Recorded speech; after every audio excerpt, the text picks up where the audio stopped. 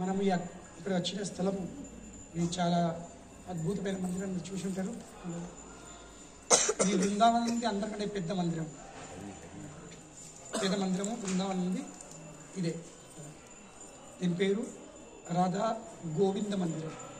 ఏం పేరు? ఈ మందిరంలో ఉన్న ఒరిజినల్ విగ్రహాలు రాధా గోవిందుడు ఇక్కడ లేడు. ఇప్పుడు మీకు కనిపించే విగ్రహాలు ఇక్కడ ఒరిజినల్ విగ్రహాలు కావు. ఒరిజినల్ విగ్రహాలు జైపూర్లో ఉన్నాయి. జైపూర్లో 1630 ఇంకా 1650 మధ్యలో 1623 నడుతుంది కదా 16 ఆ టైంలో పట్ల ఔరంగజేబ్ ఢిల్లీలో పరిపాలిస్తుంది. ఔరంగజేబ్ ఢిల్లీలో పరిపాలించేటప్పుడు అతనికి హిందుత్వం అంటేనే మొత్తంకి వ్యతిరేకం. అప్పుడు ఎన్నో మందిరాలు కూలగొట్టిండు. బృందావనంలో ఎన్నో పెద్ద పెద్ద అద్భుతమైన మందిరాలు ఉండేవి. అవన్నీ కూలగొట్టే ప్రయత్నం చేసిండు. ఇప్పుడు మనకు కనిపించే మందిరం ఇది కేవలం 2 అంతరాలు. ఇది యాక్చువల్లీ 7 అంతరాలు ఉండేది. ఆలోచిస్తుంది 7 అంతరాల మందిరం ఇది, 7 floors. దానిపైన 5 కులగొట్టిండు, ఇది కులగొట్టలేకపోయిండు. దీనిపైన దీపం వెలిగితే ఢిల్లీ కనిపిస్తుండే. అంత గొప్పమైన అద్భుతమైన మందిరం ఇది రాధా గోవింద మందిరం. తో కనుకనే వాడు దాడి చేసేటప్పుడు విగ్రహాలకు ఎలాంటి నష్టం జరగద్దని అప్పుడు బృందావనంలో ఉన్న అన్ని మెయిన్ విగ్రహాలన్నీ వాళ్ళని బాక్స్లో రింపి దాపెట్టి జైపూర్ రాజస్థాన్ పంపడం జరిగింది. ఎందుకంటే మొత్తం భారతదేశంలో కేవలం రాజస్థాన్ ఒక ప్రదేశం ఉండే, ఎక్కడైతే రాష్ట్రం ఎక్కడైతే ఇది ఔరంగజేబ్ది తుర్కాల పరిపాలన లేకుండే. అక్కడ రాజ్పూట్లు చాలా స్ట్రాంగ్ ఉంటున్నారు అప్పుడు. కనుకనే ఇప్పుడు రాధా గోవింద జైపూర్ది రాజు సవై మాన్ సింగ్ వాళ్ళ కోటలో ఉంది. మొత్తం జైపూర్లో మనకు తిరుపతి బాలా చెప్పాను తెలంగాణ ఆంధ్రకు, అట్లా జైపూర్ది రాధా గోవిందుడు. పొద్దున 4:30 నుంచి రాత్రి 8 వరకు ప్రతి ఒక్క హారతికి 5,000 మంది ఉంటారు. 5,000 మంది ప్రతి ఒక్క హారతికి. హారతి అయిందంటే మళ్ళీ 5,000 మంది ఎక్కువ పత్తి ఉంటుంది ప్రతి హారతికి. అంత భవ్యం, అంత గొప్పగా, అంత అద్భుతంగా రాధా గోవింద్ ఉంది. మీరు గూగుల్లో టైప్ చేస్తే మీకు రాధా గోవింద్ దర్శనం అవుతుంది. కేవలం రాధా గోవింద జైపూర్ అని టైప్ చేయండి అంతే. మీరు రాధా గోవింద్ దర్శనం ఒరిజినల్ విగ్రహం. దాని తర్వాత ఆ స్థలంలో ఈ చిన్న విగ్రహాలు పెట్టడం జరిగింది. అయితే ఈ మందిరం హిస్టరీ చాలా అద్భుతంగా ఉంది. శ్రీకృష్ణుడు 5,000 సంవత్సరాల క్రితం అవతరించిండు. తన లీలలు చేసిన తర్వాత మళ్ళీ అంతర్ధానం అయిపోయింది 126 సంవత్సరాల తర్వాత. కృష్ణుడు భగవద్గీతలో అందరికీ శరణ్ పొందండి, నేను మిమ్మల్ని సంరక్షిస్తా, మీకు ముక్తి కలిగిస్తా, అన్ని పాపాలు తొలగిస్తా అని చెప్పిండు. కానీ శరణ్ ఎలా పొందాలో ఆ విధానం చెప్పలేదు. శరణ్ పొందమని చెప్పిండు కానీ శరణ్ పొందే విధానము చెప్పాలి. తో కనుకనే ఆ శరణ్ పొందే విధానం తెలపడానికి అదే కృష్ణుడు 500 సంవత్సరాల క్రితం 1486 ఇప్పుడు 1486లో అప్పుడు అదే కృష్ణుడు శ్రీ చైతన్య మహాప్రభు అవతరిస్తాడు. దేనికోసము? యుగ ధర్మంని స్థాపించడానికి. ప్రతి ఒక్క యుగంలో ఒక ధర్మం ఉంటుంది. దేనివల్ల అయితే జీవుడు కృష్ణుడితో తన విడిపోయిన సంబంధాన్ని మళ్ళీ గుర్తు చేసుకోగలుగుతాడు. కృత్యేత ధ్యాయతం విష్ణు త్రేతాయాం యజ్ఞముఖై ద్వాపరే పరిచర్యాయాం కలౌ తద్ హరి కీర్తన. కృతయుగంలో విధానం ఏముండే? ధ్యానం. కృతయుగంలో ధ్యానం, త్రేతాయుగంలో యాగం, ద్వాపర యుగంలో అర్చ విగ్రహాల ఆరాధన, ఇంకా కలియుగంలో నామ సంకీర్తన, హరినామ సంకీర్తన. ఎవరి నామ సంకీర్తన? హరినామ సంకీర్తన, కృష్ణనామ సంకీర్తన. ఇది యుగ ధర్మము. ఆ యుగ ధర్మము ప్రతి ఒక్క యుగంలో భగవంతుడు ఒక యుగ ధర్మం ఏర్పాటు చేసిండు. ఇంకా యుగ ధర్మంని ప్రారంభించడానికి స్వయంగా భగవంతుడే యుగావతారుడే వేస్తాడు. భగవంతుని ఉద్యమము భగవంతుడే స్టార్ట్ చేస్తాడు. తో కనుకనే ఈ కలియుగంలో కృష్ణుడు స్వయంగా తన భక్తు రూపంలో అవతరిస్తాడు. ఎందుకంటే భక్తి నేర్పాలంటే ఫస్ట్ భక్తుడే భక్తి నేర్పచ్చు. తన భక్తిని ఆస్వాదించి కృష్ణుని పట్ల తన ప్రేమను ఆస్వాదించి ఆ ప్రేమను పంచడానికి స్వయంగా కృష్ణుడు తన భక్త రూపంలో అవతరిస్తాడు. కనుకనే ఏం భయపడకండి, అనుగ్రహిస్తుంది. అర్జునుడు ఇచ్చింది వాళ్ళందరూ బ్రజవాసులు, నన్ను ఇప్పుడు అనుగ్రహిస్తుంది.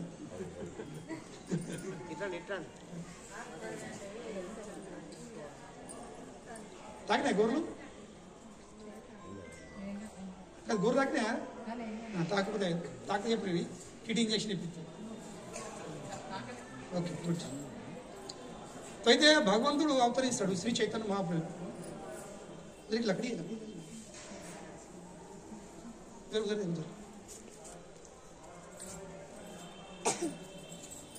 संभाल के तुम्हारे पर आएगा. शिवा शिवा कटे నేను చూసుకొని భయపడుతున్నాను. దొరికే పట్ల సార్ కట్టింది వీలెట్ పేరు ఇంకా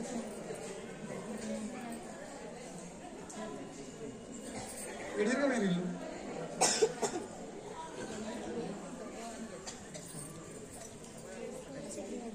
तो श्री चैतन्य महाप्रभु అవతరించినప్పుడు అవునలేదు 1486లో శ్రీ చైతన్య మహాప్రభు అవతరించిండు. దాని తర్వాత 1515లో 24 ఏళ్ల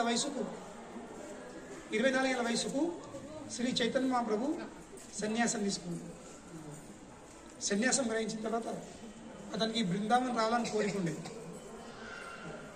आदमी बुला के चल बुला के शिवा किसको लड़का हो एक आदमी बुला के कट दे कुछ मैं वही. तो సన్యాసం తీసుకున్న తర్వాత 24 ఏళ్ల వయసుకు అప్పటికే శ్రీ చైతన్య మహాప్రభు పెళ్ళి అయిపోయింది. 16 ఏళ్ల అమ్మాయి చైతన్య మహాప్రభు 24 ఏళ్ళు. సన్యాసం గ్రహించిన తర్వాత శ్రీ చైతన్య మహాప్రభుకు బృందావనం రావాలని చాలా కోరిక ఉండే, కానీ వాళ్ళ అమ్మ రానియలేదు. ఎందుకంటే నువ్వు ఒక్కనే నా కొడుకు, నీవు సన్యాసం తీసుకున్నా ఓకే, కానీ నువ్వు బృందావనం పోతావంటే వెళ్తావంటే నీ విషయం నాకు ఏం తెలియదు. ఎందుకంటే బృందావనానికి ఎవరు రారు, ఎక్కడ 8 ఉంటాయి ప్రేమ కొద్ది కరువులేడు ఏమన్నా కట్టుకోలేడు. నువ్వు బృందావనం పోతావంటే అక్కడికి ఎవరు రారు పోరు. మనం ఉన్నది బంగాళదేశంలో, బృందావనం ఢిల్లీలో ఉంది. కనుక నాకు నీ విషయం తెలియదు. నువ్వు నాకు అందుబాటులో ఉంటివంటే కనీసం నేను చూడకుండా నీ విషయం ఏంటి అంటే సంతోషం అవుతుంది అని తల్లి రిక్వెస్ట్ చేసింది సచ్చిమాత. అప్పుడు చైతన్య మహాప్రభు బృందావనం రాకుండా జగన్నాథ్పురిలో తన ఆవాసము ఏర్పాటు చేసుకున్నాడు. ఎందుకంటే జగన్నాథ్పురి ఇంకా నవదీప్ మాయాపూరు ఆమె అన్నది ఇది ఒక్కటే ఇంట్లోనే 2 రూమ్ లాగా జనం వస్తూ పోతుంటారు. నీ విషయం నాకు తెలుస్తున్నది, వింటూ ఉంటాను. అప్పుడు శ్రీ చైతన్య మహాప్రభు జగన్నాథ్పురిలో ఉన్నాడు. కానీ జగన్నాథ్పురి నివసించిండు, కానీ బృందావనం రావాలని కోరికుంది. కనుకనే శ్రీ చైతన్య మహాప్రభు ఒకటేసారి జీవితంలో బృందావనం వచ్చేసిండు. కృష్ణుడు 2 నెలలు మొత్తం బృందావనం పరిక్రమ చేసిండు. 2 నెలలు 12 వనాలు. వాస్తవంగా బృందావనం ఎన్ని వనాలు ఉన్నాయి? 12 వనాలు. మధ్యలో యమున వారుతుంది. యమున తూర్పు దిక్కు 5 వనాలు, యమున పడమటి దిక్కు వెస్ట్ సైడు 7 వనాలు. 5 ఇంకా 7 కలిసి టోటల్ 12 వనాలు కలిసి ఇది బృందావనం అవుతుంది. 2 నెలల తర్వాత మహాప్రభు మళ్ళీ తిరిగి వెళ్ళిపోయాడు. దాని తర్వాత శ్రీ చైతన్య మహాప్రభుకి 6 శిష్యులు, వాళ్ళు షడ్ గోస్వామి. చైతన్య మహాప్రభు స్వరూపము ఇది రాధాకృష్ణుల స్వరూపం. శరీరం కృష్ణుంది, కానీ భావం మాత్రం రాధారాణి. ఎందుకంటే అందరికంటే గొప్ప భక్తులు ఎవరు? శ్రీమతి రాధారాణి. కృష్ణుడు భక్తి నేర్పడానికి వచ్చిండు. భక్తి నేర్పాలంటే భక్తుడే భక్తి నేర్పచ్చు. కనుకనే కృష్ణుడు రాధారాణి భావాన్ని గ్రహించి అవతరించాడు. కృష్ణుడు అవతరించినప్పుడు కృష్ణునితో పాటు కృష్ణుని యొక్క పార్షదులు కూడా అవతరిస్తారు. చెప్పండి కదా, భగవంతుడు ఎన్నో ఒక్కడు రాడు. శ్రీమతి రాధారాణిగా కృష్ణుడు ఒక్కరి అవతరించినప్పుడు రాధారాణి యొక్క పార్షదులు కూడా, సఖీలు కూడా వాళ్ళు అవతరిస్తారు. వాళ్ళపైకి ఆ సఖీలపైకి కొందరు సఖీలు ఉంటారు. 8 సఖీలు, అష్ట సఖీలు. ఆ సఖీలకు ప్రతి ఒక్క సఖీకి ఒక్కొక్క 8 మంజీర్లు ఉంటారు, అసిస్టెంట్, వాళ్ళు మంజీర్లు అంటారు. రాధారాణి వయసు 14 ఏళ్ళ వయసు. సఖీలది 11, 12, మంజీరులేమో 10, 11. ఆ ఏజ్ శాశ్వతంగా గోలోకంలో కృష్ణుడు 16 ఏళ్ళ అబ్బాయి, రాధారాణి 14 ఏళ్ళ అమ్మాయి. ఇది శాశ్వతంగా, దీనికంటే ఒక రోజు కూడా ముందుకెళ్ళారు.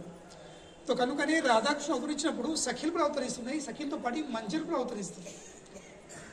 తో కనుకనే ఆ ముఖ్యమైన మంజీరులు వాళ్ళు షడగోస్వామిలే అవతరిస్తారు. శ్రీ రూప్ గోస్వామి, సనాతన్ గోస్వామి, రఘునాథ భట్ట గోస్వామి, రఘునాథ్ దాస్ గోస్వామి, గోపాల్ భట్ట గోస్వామి, ఇంకా జీవ గోస్వామి.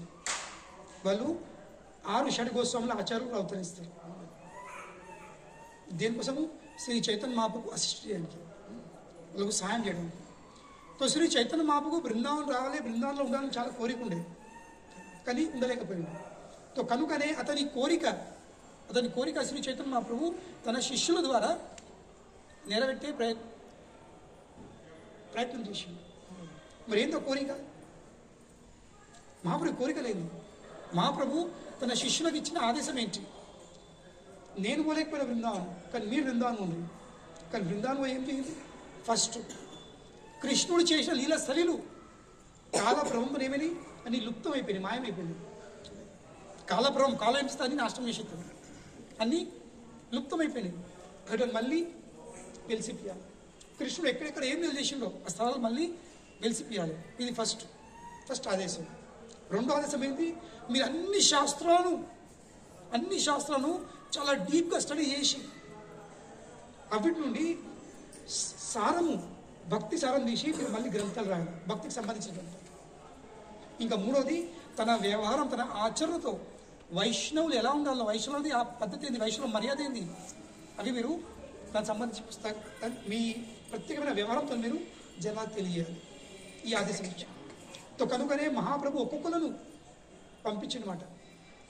తో రూప్ గోస్వామి, సనాతన్ గోస్వామి వీళ్ళిద్దరూ ఆ ముఘల్ సామ్రాజ్యంలో ప్రైమ్ మినిస్టర్ ఇంకా ఫైనాన్స్ మినిస్టర్ ఇంత పెద్ద పొజిషన్ ఉన్నది. కానీ చైతన్య మహాప్రభు ఈ సేవ కోసం ఆజ్ఞలు ఏమిశారు, అన్ని వదిలేసుకొని బృందావనం వచ్చేసారు. ఈ 6 గోస్వాములపైకి వీళ్ళిద్దరు పెద్దోళ్ళు, రూప్ గోస్వామి ఇంకా సనాతన్ గోస్వామి. తో స్థలాలు ఏర్పాటు చేయాల్సింది. ఇంకొక ఆదేశం ఉండేది, ఇంపార్టెంట్ ఏంది? కృష్ణుడు అంతర్ధానం అయిన తర్వాత కృష్ణుని యొక్క ముని మన్మడు వజ్రనాభు. ఎవరు? వజ్రనాభు. తో వజ్రనాభుడు ఏం చేసిండంటే కృష్ణుడు ఎక్కడెక్కడ లీలలు చేసిండు అవన్నీ స్థలాలు ఏర్పాటు చేసి అక్కడ కృష్ణుని యొక్క ముఖ్యమైన 3 విగ్రహాలను చెక్కిపించింది. 3 విగ్రహాలు. తో 3 విగ్రహాలు పెట్టిన తర్వాత, చెక్కిపించిన తర్వాత అప్పుడు కృష్ణుని చూసే వ్యక్తి ఒక్కదే ఉండేది. చూసిన వ్యక్తి ఎవరు? పరీక్షిత్ మహారాజ్ తల్లి ఉత్తర. మిగతా ఎవరు లేరు, పాండవులు వెళ్ళిపోయారు, అందరూ అంతర్ధానం అయిపోయారు. మరి విగ్రహాలు అచ్చం కృష్ణులాగా చెక్కపడి ఉన్నాయా లేవా? ఎవరు చెప్పాలి? కృష్ణుని చూసిన వాళ్ళు చెప్పగలుగుతారు. తో కనుకనే అప్పుడు ఉత్తర ఉంది, అర్జుని కోడలు, అభిమన్యు భార్య. తో ఆ ఉత్తరను పిలిపించింది. ఆ 3 విగ్రహాలు పెట్టించారు ఆయన కొద్ది. అమ్మ మీరు చెప్పండి, ఈ 3లోకి వెళ్ళే ఏ విగ్రహము కృష్ణులాగా ఆ పోలికలు ఏ విగ్రహం ఉన్నాయి అన్నమాట. అప్పుడు ఉత్తర ఒక్క విగ్రహం చూసింది, అంటుంది ఈ కృష్ణుని పాదాలు అచ్చం కృష్ణులాగా ఉన్నాయి. ఈ రెండో విగ్రహంది ఈ నడుము భాగం వక్షస్థలము ఇది కృష్ణులాగా ఉంది. ఇంకా మూడో కృష్ణుడి ముఖ పద్మము అచ్చం కృష్ణులాగా ఉంది. ఈ 3 విగ్రహాలల్లా కృష్ణుడు ఒక్కొక్క పోలికలు ఉన్నాయి. ఒకరేమో పాదాలు, ఒకరేమో వక్షస్థలం, ఇంకడేమో ముఖ పద్మము. అప్పుడు ఈ 3 విగ్రహాలకు 3 పేర్లు ఇవ్వడం జరిగింది. తో ఎవరు పాదాలైతే కృష్ణులాగా ఉన్నాయో ఆ కృష్ణుని పేరు రాధా మదన్ మోహన. ఏం పేరు? మదన్ మోహన్. ఎవరు వక్షస్థలం అయితే కృష్ణులాగా ఉందో ఆ కృష్ణుని పేరు రాధా గోవింద. ఏం పేరు? ఇంకా ఎవరు ముఖ పద్మం అయితే కృష్ణులాగా ఉందో అది శ్రీ రాధా గోపీనాథ్. తో కనుకనే ఆ 3 విగ్రహాల పేరు మదన్ మోహన్, గోవింద, ఇంకా గోపీనాథ్. తో ఈ 3 విగ్రహాలను వజ్రనాభుడు ఈ బృందావనంలో ప్రతిష్టాపన చేసింది. ఆ 3 కృష్ణుని విగ్రహాలతో పాటు 5 శివలింగాలను ప్రతిష్టాపన చేసింది. ఎందుకంటే శివుడు ఎవరు? శివుడు వైష్ణవానం యథా శంభో, క్షేత్రపాలుడు. ఈ క్షేత్రాన్ని రక్షించడానికి 5 దిక్కులల్లా 5 శివలింగాలు. మథురాల భూతేశ్వర మహాదేవ్, మథురాల శివాలయం ఉంది, అది ఆయన పేరు భూతేశ్వర మహాదేవ్. బృందావనంలో గోపేశ్వర మహాదేవ్, గోవర్ధన్లో చక్రేశ్వర మహాదేవ్, కామ్యవన్లో కామేశ్వర మహాదేవ్. ఇంకొకటి ఉంది, గుర్తులేదు. 5 శివలింగాలు స్థాపించింది. దాని తర్వాత బృందదేవికి ఒక విగ్రహం, తులసి మహారాణి, ఆమె విగ్రహము స్థాపించింది. దాని తర్వాత ఆలయాలు కట్టించింది. కానీ కాల ప్రభావంతో కాలక్రమం ఏమైంది? ఈ విగ్రహాలన్నీ మాయమైపోయి లుప్తమైపోయినాయి. మందిరాలు లుప్తమైపోయినాయి, విగ్రహాలు లుప్తమైపోయినాయి. ఈ విగ్రహాలు ఎక్కడ మాయమైనాయో ఎవరికి కూడా తెలియదు. కనుకనే శ్రీ చైతన్య మహాప్రభు ఈ 6 గోస్వాములకు ఆజ్ఞ ఇచ్చింది. ఆ లుప్తమైన విగ్రహాలు, ఆ మాయమైన అదృశ్యమైన విగ్రహాలు మీరు మళ్ళీ వెతకాలి, ఎక్కడున్నాయని. ఫస్ట్ మన స్థలాలు, లీలా స్థలాలు ఏర్పడేయాలి. 2వది విగ్రహాలు, 3వది శాస్త్రాలు, ఇంకా 4వది మీ వ్యవహారంతో జనాలకు వైష్ణవ ఆచరణ నేర్పాలి.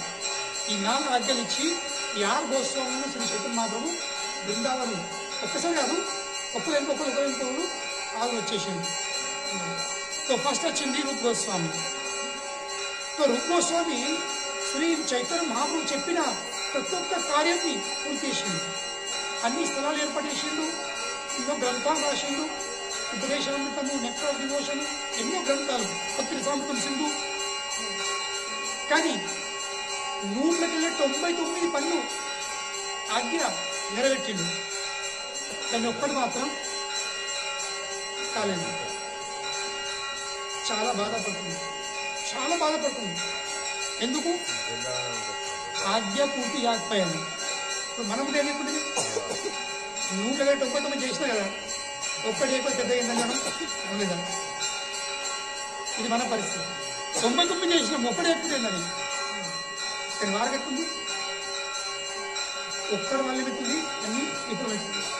సో కనుకనే రూప్ గోస్వామి ఒకరోజు యమున నది మీద కూర్చొని చాలా బాధపడుతూ కూర్చున్నాడు. ఏడుకుంటా, నాకు ఇచ్చిన ఆజ్ఞ నేను పూర్తి చేయలేకపోతున్నా, ఏంటి నా జీవితం, నా గురించిన ఆజ్ఞ నేను పాటించలేకపోతున్నా, నేను చాలా బాధపడుతుంటే ఆ బాధను తట్టుకోలేక ఎటువంటి ఒక చిన్న బాలుడు, బ్రజ్వాసి బాలుడు, గోప బాలుడు ఒక చెప్పాడు. వచ్చిన తర్వాత, అయ్యా గోస్వామి గారు, మీరు ఎందుకు బాధపడుతున్నారు? మీరు ఇంట్లో గొప్ప వాళ్ళు, ఇంట్లో సాధారణ ఇంట్లో ఎందుకు బాధపడుతుంది? మనము మన తోటలో మనం చెప్తే మనం చెప్పుదాము బాగా. చిన్నపిల్లకి చెప్తామా, ఏంద్రా పోరాడు, నేను చెప్పాడు కానీ వాళ్ళు అది చెప్పేద్దామని. సరే, ఎందుకో రూప గోస్వామికి ఆ బాలుని చూస్తే ఇంత ప్రేమ కలిగింది, ఇంత అద్భుతం అనిపించింది. ఆ బాలుకి తన బాధ చెప్పుకోవాలనిపించింది. ఇది నా బాధ. ఎంత బాధ? నేను మహాప్రభు చెప్పిన ఒక్క విషయం నేను నెరవేర్చలేకపోయినా. ఏంటని? గోవిందుని విగ్రహము ఇంకా దొరకలేదు. అప్పటికే మదన్ మోహన్ తెలిసింది ఎక్కడున్నాడు. మదన్ మోహన్ మళ్ళీ ప్రతిష్టాపన జరిగింది, గోపీనాథుని ప్రతిష్టాపన జరిగింది. కానీ గోవిందుడు ఇంకా దొరకలేదు, ఎక్కడున్నాడు? రూప్ గోస్వామి ఇంటింటికి పోయి వెతికిండు, వనంలోకి వెతికిండు. ఎక్కువ ఒక్క స్థలము విలని స్థలం లేదు, వెతికిన చోటు లేదు. కానీ గోవిందుని తప్పలేదు. ఈ విషయం చెప్పేసరికి అప్పుడు బాగా, ఇంతేనా మీ బాధ? ఇంతేనా? మీరు నాతో పాటు వచ్చిందంటే మీకు ఖచ్చితంగా గోవిందుని విషయం తెలుస్తుంది.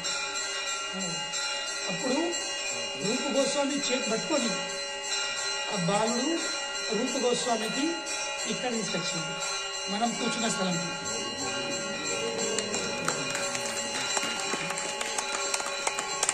ఇప్పుడు మనం అందరం ఎక్కినాం కదా పైకి, హైట్ ఉంది కదా. సో అప్పుడు దీనికంటే ఎక్కువ హైట్ ఉండే ఈ చిన్న కొండ, ఒక చిన్న కొండ ఉండే. ఈ కొండ పేరు గోమత టీల్. టీల్ అంటే కొండ, చిన్న పర్వతం, గోమత టీల్.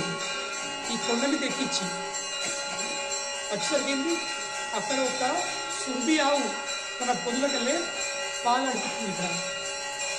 అప్పుడు వాళ్ళు చెప్తుండు, ఇదో ఇదే స్థలం ఇక్కడ, ఈ స్థలం ఇక్కడ గోవిందుడు ఉన్నాడు, మీరు కేవలం కొంచెము భూమిని దళితులంటే గోవిందుని ప్రకటిస్తారు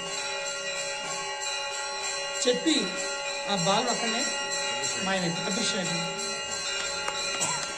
అదృశ్యమైన తర్వాత ఇక రూప్ గోస్వామి బ్రజ్వాసం పిలిపించి మెల్లమెల్లగా ఈ క్షేత్రం మొత్తం దయచింది. దవేటప్పుడు అందుకెళ్ళే ఫస్ట్ విగ్రహము బయటకొచ్చింది బృందదేవిది, వజ్రాపుడు స్థాపించింది. ఆ విగ్రహం ఇప్పుడు కామ్యవనం వనం ఉంది, ఆ వనం అక్కడ ఉందన్నమాట. విగ్రహం అక్కడ స్థాపించింది. దాని తర్వాత నెక్స్ట్ బయట ఉన్నాడు రాధా గోవిందుడు ఈ స్థలంలో. సో ఈ స్థలం ఏ స్థలము? ఇది రాధా గోవిందుడి కట్టే స్థలము. దాని తర్వాత రాధా గోవిందుని ఇక్కడ మళ్ళీ పునఃప్రతిష్టాపన అయిపోయింది. ఈ రూప్ గోస్వామి, సనాతన గోస్వామిలు వీళ్ళు సాధారణ వ్యక్తులు కాదు, వీళ్ళకు పెద్ద పెద్ద రాజుల శిష్యులు. సాధారణ శిష్యులు కాదు, పెద్ద పెద్ద రాజులు కూడా వీళ్ళకు గురువుగా స్వీకరించింది. సో అటువంటి శిష్యులపైకి ఒక శిష్యులు ఎవరు? రాజా మాన్సింగ్.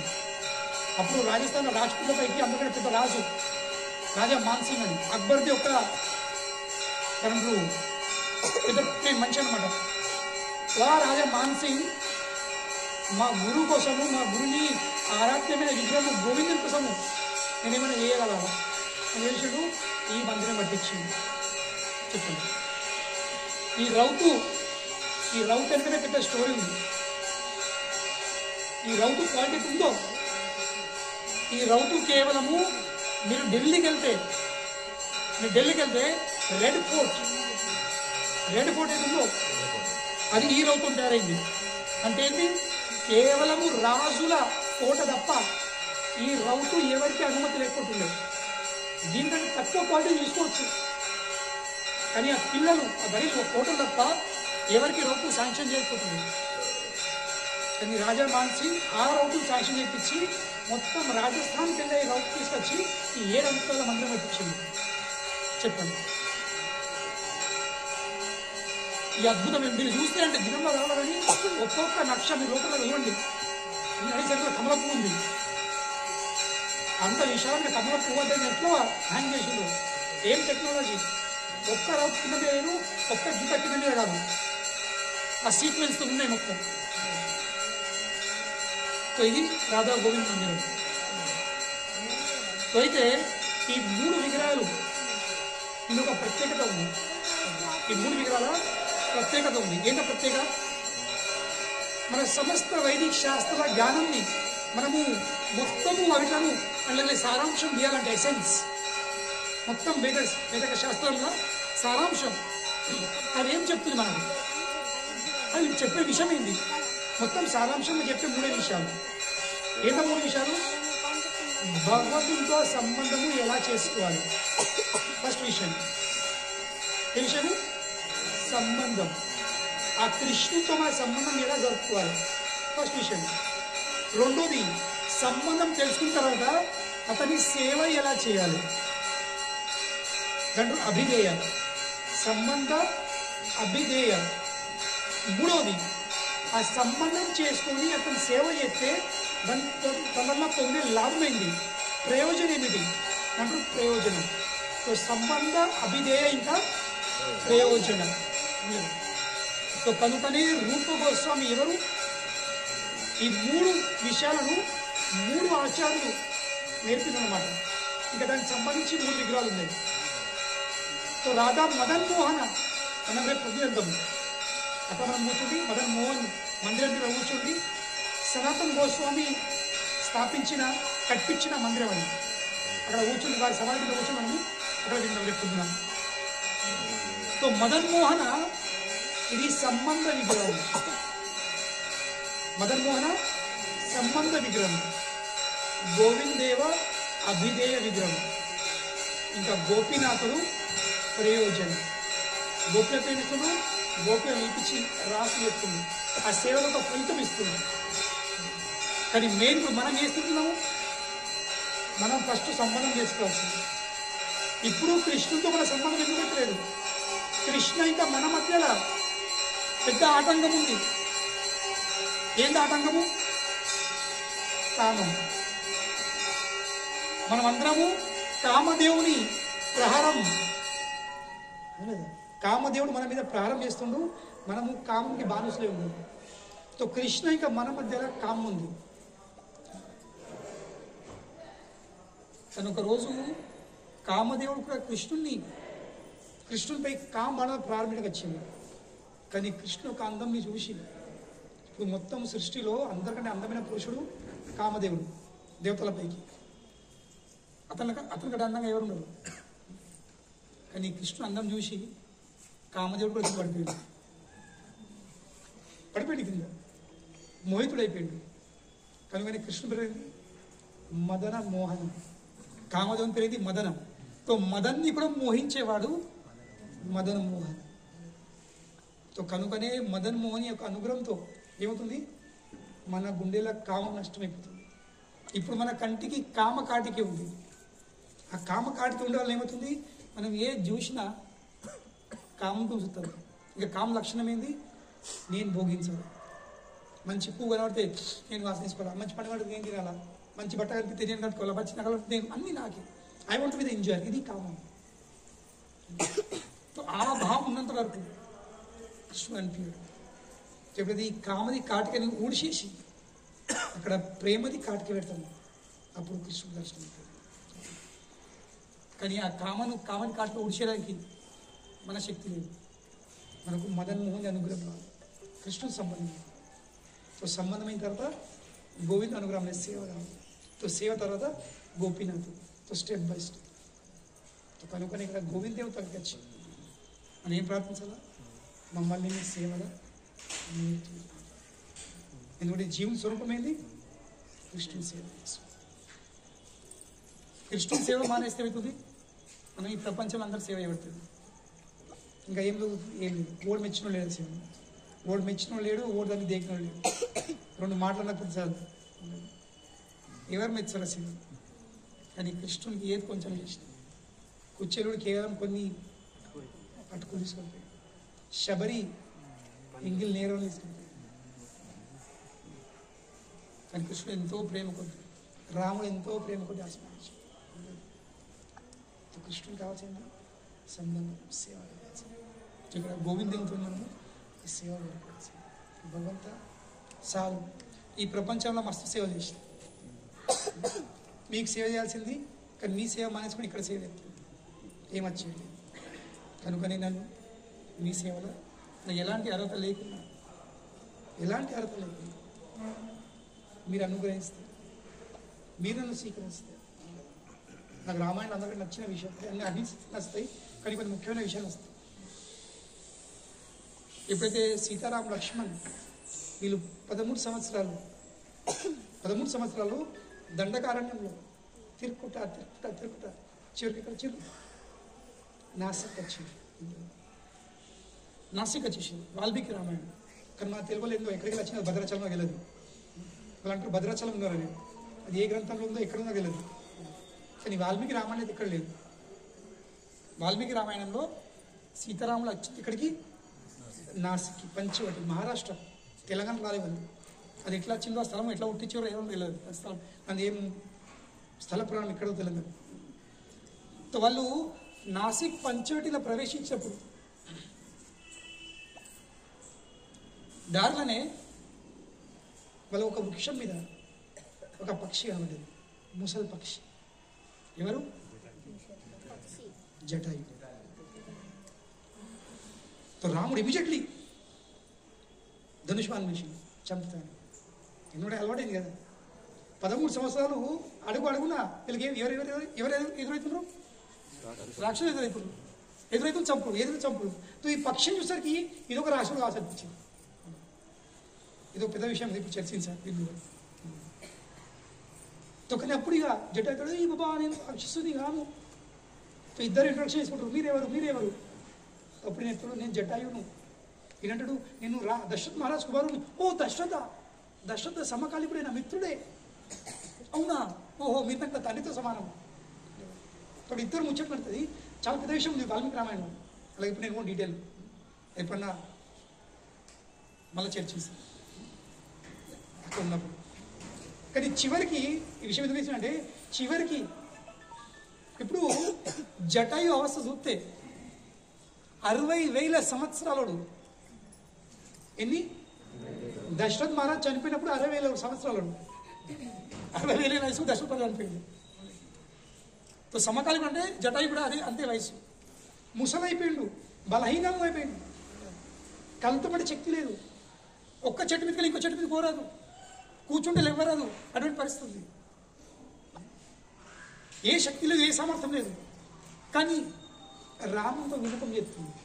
ఏది వినపము? అయ్యా మీరు తలుచుకుంటే, మీ కోరిక ఉంటే, మీరు అనుగ్రహిస్తే, మీరు అనుమతిస్తే నాకు మీ సేవ చేయాలని కోరిక ఉంది. చెప్పండి, ఏం కోరిక ఉంది? మీ సేవ చేయాలని కోరిక ఉంది. ఇప్పుడు మనం కూడా అనుకోవచ్చు, ఎందుకంటే చూసి నువ్వు సేవ చేస్తావు, నీ పనులు నువ్వు చేసుకుంటావు. ఒకసారి కదా మా టెంపుల్లో పొద్దున ఒక శృంగారం వచ్చినప్పుడు ఒక మంచి వచ్చింది. ఒక 70-80 ఉండొచ్చు ఆయన వచ్చింది. ఆ గురు పూజ అయిపోయింది, శృంగారం అయింది, గురు పూజ అయింది, అంతా అయిపోయింది. ఏమేమన్నా ఒకసారి వచ్చింది కదా బ్రేక్ఫాస్ట్ పెడతాం. తో బ్రేక్ఫాస్ట్ పెట్టాం, పోతున్నాడు. నార్మల్ చేయాలని బ్రేక్ఫాస్ట్ నేర్పుతాడు. అక్కడే మంత్రం కూర్చోండు. మెల్లగా పోయి మా ప్రేమతో అడిగిండు, మరి ఏం సంగతి, మరి ఎక్కడికి వెళ్ళి వచ్చిండ్రు, ఏం సంగతి అంటే ఇట్లా నా పేరు ఇది ఫలానా ఊరు, మరి ఏం సంగతి అంటే ఇక్కడ ఉండాలనుకుంటున్నామంటే. ప్రేమంటాడు ఇక్కడ ఉండాలనుకుంటున్నా. సో ప్రేమ అడిగిండు, ఎందుకు ఉండాలనుకుంటున్నాను ఇక్కడ అంటే ఇక్కడ ఏమైనా సేవ చేయాలనుకుంటున్నాను. సో ప్రేమంటాడు, సేవ చేయడానికి వచ్చినావా లేక సేవ చేయించుకోవడానికి వచ్చినావా? నిన్ను చూస్తే నువ్వు సేవ చేస్తావా? నీ పనులు నేర్చుకునే చాలు. నాలుగు పని ఫలికి ఇటు ఉంటుంది. రాముడు గారు అనిపించచ్చు అలాగే. కానీ జటాయు ఏం చేసిండు? రిక్వెస్ట్ చేస్తుండు, మీరు అనుమతిస్తే ఏం సేవ చేస్తా? మీరు అప్పుడప్పుడు మధ్యలో రామ లక్ష్మణ్ ఎటన్నా అడవిలోకి వెళ్తే అందులో ఫలాల కోసమో యాగంకో దాని సమితి కోసం పోతే సీతమ్మ ఒకటే ఉంటుంది కుటీరంలో, ఆ పంట కుటీరంలో. మీరు ఎవరు లేకపోతే అట్లీస్ట్ నేనేం పని చేస్తా? కావాలి వాచ్మెన్ పని చేస్తా. చెట్టు మీద కూర్చోండి, అవి నేను సంరక్షణ కల్పిస్తాను. రాముడు సంతోషపడేమో తగ్గిస్తాను. కనుకనే మన శక్తి సామర్థ్యం లేకపోవచ్చు, మనకు జటాయిలా కాకపోవచ్చు, మన హృదయం పవిత్రం లేకపోవచ్చు, మనకు సేవ కోరిక లేకపోవచ్చు. కానీ అట్లీస్ట్ కనీసం మనకు సేవ చేసే కోరికలు లేకపోవచ్చు. కానీ అట్లీస్ట్ ఇక్కడి స్థలం వచ్చిన తర్వాత భగవంతుడికి, అయ్యా నాతో అయినంత వరకు నన్ను మీ సేవలో ఉంచుకోండి, మీ సేవ చేసే అవకాశం ఇవ్వండి, మీ సేవలో పెట్టుకోండి, నన్ను మీకు సేవ అందించే సౌభాగ్యం నలిపండి అని రిక్వెస్ట్ చేసినావా? ఖచ్చితంగా జటాయుకు శ్రీరామచంద్రుడు సేవ ఇచ్చింది. అట్లా మనకు కూడా భగవంతుడి సేవలు అంకితం చేసి ఒక్కరోజు జటాయు ఆ సేవ చేసుకుంటా, ఆ సీతను సంరక్షించుకుంటా చనిపోయాడు. ఒక దగ్గర చూస్తే అనిపిస్తుంది, అయ్యో ఏమే పిచ్చోడు తన ప్రాణం పోగొట్టున్నాడు, అవసరమా? ఏదో ప్రయత్నం చెప్ప కూర్చుంటే ఎప్పుడు కదా చనిపోయాడు. రెక్కలు పోయినాయి, కాళ్ళు పోయినాయి, చేతులు అన్నీ పోయినాయి. కానీ ఏమైంది? భౌతికంగా చూస్తే జటాయు చనిపోవచ్చు, కానీ రాముడు తన తండ్రికి ఏ సేవ అందించలేడు. రాముడు జటాయు ఆ సేవ అందించింది. ఏంది? తన ఒళ్ళ తీసుకొని జటాయు రాముని ముఖపద్మం చూసుకుంటా, రాముని ఒళ్ళ జటాయు తన దేహాన్ని వదిలేసిండు. ఇంకా రాముడు తన చేత్తోనే జటాయుకి వేసాడు, దాహ సంస్కారం చేసాడు, ముఖాన్ని వేసాడు. తన కన్న తండ్రికి వేయలేడు, కానీ జటాయు చేసాడు. జటాయుకు వైకుంఠం పంపించాడు. అదేవిధంగా ఇక్కడికి వచ్చి మనం కూడా ఆ గోవింద దేవుడు ఏం చేయాల్సింది? సేవది రిక్వెస్ట్ చేయాల్సింది. ఒకరోజు మనకు కూడా భగవంతుడు